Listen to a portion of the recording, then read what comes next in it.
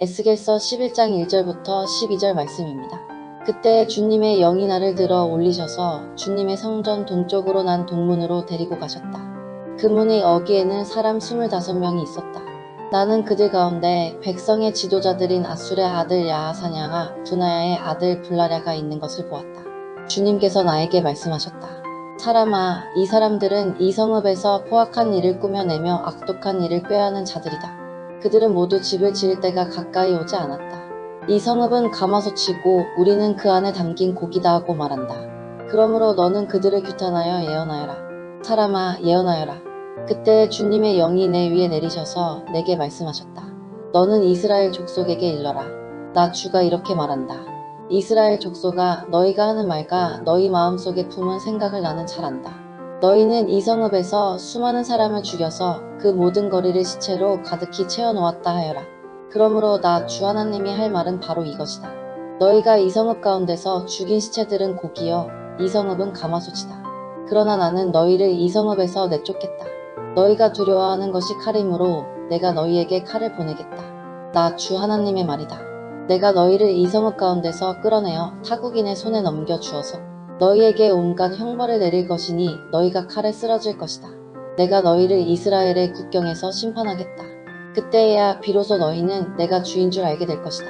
이 성읍은 너희를 보호하는 가마솥이 되지 않을 것이며 너희도 그 속에서 보호받는 고기가 되지 않을 것이다. 내가 너희를 이스라엘의 국경에서 심판하겠다. 그때야 비로소 너희는 내가 주인 줄 알게 될 것이다. 너희는 내가 정하여 둔 율례대로 생활하지 않았으며 내가 정하여 준 규례를 지키지 않고 오히려 너희의 주위에 있는 이방 사람들의 규례를 따라 행동하였다. 네, 샬롬. 8월의 첫날, 오늘도 말씀 앞에 나오신 여러분을 축복합니다. 가끔 영화나 드라마를 보면 빌런이라고 하는 악한 사람들이 등장합니다.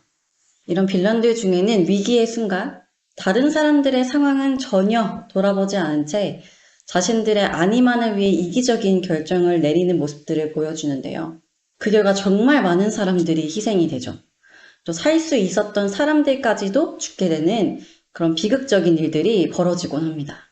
이런 모습들을 볼 때 영화나 드라마지만 얼마나 화가 나고 분노가 나는지, 차라리 저 사람이 그런 결과를 맞이했어야 되는데 라는 생각까지 들곤 합니다. 반면 그런 빌런들 사이에 희생의 본이 되는 주인공들이 등장하기도 합니다. 자신 한 명을 희생해서 많은 사람들을 구하고 또 지혜로운 결정들로 더 나은 상황을 만들어내곤 하죠. 이런 모습들을 우리가 발견할 중요한 것은 한 사람의 생각과 결정이 많은 사람들의 생명과 직결된다는 것입니다. 빌런의 악한 생각과 또 결정은 많은 사람들을 죽이고 또 반대로 주인공의 선한 생각과 결정들은 많은 사람들을 살리기 때문입니다. 이처럼 공동체 속 한 사람의 가치관과 행동은 굉장히 중요합니다. 그 한 사람의 생각으로 인해 공동체의 운명이 달라질 수 있기 때문이에요. 그래서 우리는 오늘 말씀을 통해 내가 공동체 속 이기적인 결정과 행동을 하는 빌런인지 아니면 주인공과 같은 선한 마음을 품고 있는 그런 지도자인지 함께 점검해 봤으면 좋겠습니다. 오늘 에스겔서 11장의 내용은 여전히 에스겔의 환상 중에 보이는 장면들을 기록한 말씀입니다. 1절을 보니 주의 영이 에스겔을 들어올려 여호와의 전 동문 곧 동향한 문으로 인도하십니다. 그곳에는 25명의 고관들이 있었는데요. 2절을 보니 그들은 불의를 품고 악한 깨를 꾸미는 불의한 고관들이었습니다. 이들은 8장에서 태양을 숭배하던 자들과는 다른 인물들입니다. 이 불의한 고관들이 품고 있던 악한 생각들은 무엇이었을까요? 3절. 집 건축할 때가 가깝지 아니한즉 이 성읍은 가마가 되고 우리는 고기가 된다. 이 말은 포로로 끌려간, 바벨론의 포로로 끌려간 백성들로 인해 빈집들이 많은 모습으로 인해서 자신들의 집을 건축할 필요가 없고 또 예루살렘 성이 자신들의 가마, 보호막이 되니 자신들은 그 속에 있는 고기, 즉 끓는 가마 속 고기처럼 보호를 받는 특별한 존재가 될 것이라 말하고 있는 것입니다.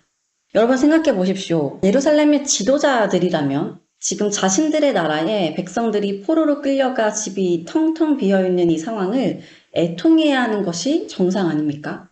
백성들로 가득했던 나라가 다 비어진 이 상황이 개탄스럽고 자신들의 나라가 온전히 회복되기를 기도해야 하는 것이 지도자들의 마땅한 모습일 것입니다.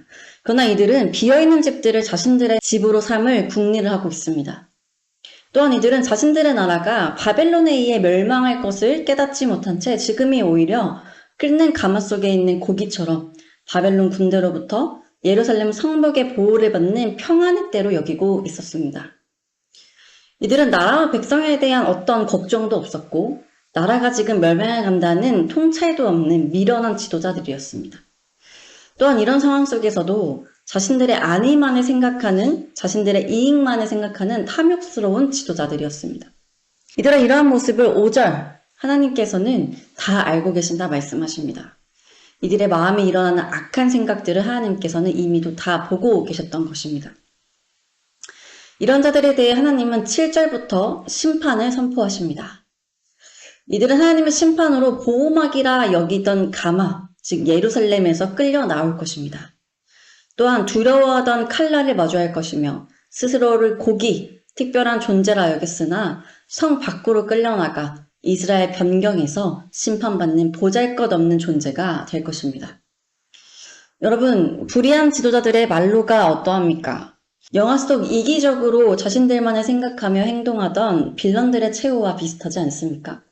자신들의 목숨을 지키고자 애쓰며 교만하게 다른 사람들을 무시하던 사람들은 결국 가장 초라하고 비참하게 끝을 맞이하는 것과 같이 이스라엘의 이 불의한 지도자들도 결국 이와 같음을 볼 수 있습니다. 여러분, 우리는 이 불의한 지도자들의 행동을 통해 우리의 모습을 돌아보아야 합니다. 나는 과연 공동체 속 어떠한 생각을 품고 어떠한 결정을 내리고 있는가? 나는 과연 공동체 안에 일어나고 있는 그 흐름들을 읽고 있는 사람인가? 우리는 가끔 공동체 속 다른 사람들의 상황에 대해 전혀 공감하지 못한 채 내 눈앞에 놓인 이익에만 마음을 둘 때가 있습니다. 그리고 계산을 하죠. 어떻게 하면 내가 더 손해보지 않고 평안하게 또 유익을 누릴 수 있을까? 눈앞에 놓인 이러한 이익이라는 것은 대단한 것이 아니라 때로는 아주 사소한 것에 대한 욕심일 수도 있습니다. 예를 들면 요즘 날씨가 참 더운데요. 이 더운 날씨 가운데 어떤 물건을 사러 가야 한다거나 어떤 수고가 필요할 때 그 수고에 동참하지 않는 거예요. 그리고 다른 지체들의 수고와 헌신을 통해 누리는 그 평안을 당연하게 생각하는 겁니다. 혹은 어떤 결정에 있어 나에게 유리한 방향으로 결정을 내리는 것입니다.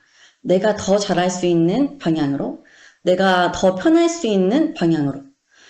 그것이 공동체적으로 어려움이 있다고 할지라도 나의 안위와 유익만을 더 앞세우는 이러한 모습들이 이스라엘 공동체 안에 존재했던 이 불의한 지도자들과 같은 모습입니다. 포로로 끌려가 비어있는 집들을 보고 그 백성들의 아픔은 전혀 공감하지 않은 채 그들의 아픔을 통해 자신들의 평안을 누리는 것, 이러한 모습들이 우리 안에도 있진 않은지 한번 돌아보길 원합니다. 또한 이 불의한 지도자들은 자신의 나라가 멸망해가는 줄도 모르고 자신들은 평안하다 생각했던 미련한 자들이었습니다. 우리도 간혹 우리가 속한 공동체가 지금 어떤 방향으로 나아가고 있는지 잘 보지 못할 때가 있습니다. 넓은 시선으로 공동체를 바라보기보다는 내 좁은 시야로 좁은 곳만 보고 있다 보니 공동체의 아픔과 어려움은 보이지 않고 그저 다 괜찮아 보인다고 생각하기 때문입니다. 이런 생각은 다른 지체들의 조언과 권면을 듣지 않는 교만한 모습으로 또 연결될 수도 있습니다. 그러니 우리가 이러한 불의한 지도자들처럼 공동체 속 불의한 자들이 되지 않기 위해서는 먼저 공동체 안의 지체들의 수고와 희생, 또한 그 지체들의 아픔을 볼 줄 알아야 합니다. 그리고 나의 유익과 안위를 우선하는 것이 아니라 다른 지체들의 상황을 먼저 배려할 줄 아는 자들이 되어야 합니다. 또한 공동체를 넓은 시선으로 바라보며 지금 우리 공동체가 어떠한 방향으로 흘러가고 있는지, 내가 안일하게 생각하고 있던 것들은 정말 그러한지 한 번쯤은 멈추어 생각해 보아야 합니다. 이런 모습들이 지도자들, 리더들에게만 있어야 한다고 생각하진 않습니다. 교회 리더뿐 아니라 교회에 속한 모든 지체들이 이러한 생각을 함께 품고 교회를 섬긴다면 분명 교회는 더 성숙한 공동체, 더 선한 열매들을 맺어가는 공동체가 될 줄 믿습니다. 함께 기도하겠습니다. 하나님 오늘도 말씀으로 하루를 시작하게 하시니 감사드립니다. 하나님 우리는 영화에서 또 드라마에서 그리고 오늘 이 이스라엘의 불의한 지도자들의 모습을 보며 화가 나고 또 분노에 치미는 감정들에 휩싸일 때가 있습니다. 어떻게 그렇게 자신들의 이익만을 생각하는지, 어떻게 다른 사람들의 상황을 하나도 배려하지 않은 채 자신의 유익만을 생각하는지 그 모습이 참으로 화가 나기 때문입니다. 그러나 하나님, 우리의 모습은 어떠합니까? 우리 안에도 혹시 그러한 불의한 모습이 있음에도 불구하고 그것이 당연하다고 여기며 또 그것이 나의 유익과 안위를 위해서라면 정당하다고 여기는 그러한 모습들이 우리 안에 있지는 않습니까? 하나님 오늘의 말씀을 통해 우리의 양심을 찌르시는 그 순간순간 우리가 돌이키게 하시고 그래야 우리가 우리만을 생각하는 이기적인 자들이 아니라 공동체를 생각하고 또 지체들을 생각하는 지혜롭고 또 선한 자들이 되기를 소망합니다. 이러한 마음들을 우리가 함께 품으며 나아갈 때 우리가 속한 공동체, 우리의 가정, 우리의 교회, 우리의 직장들이 더욱더 선한 많은 열매들을 맺어가는 공동체가 될 줄 믿습니다.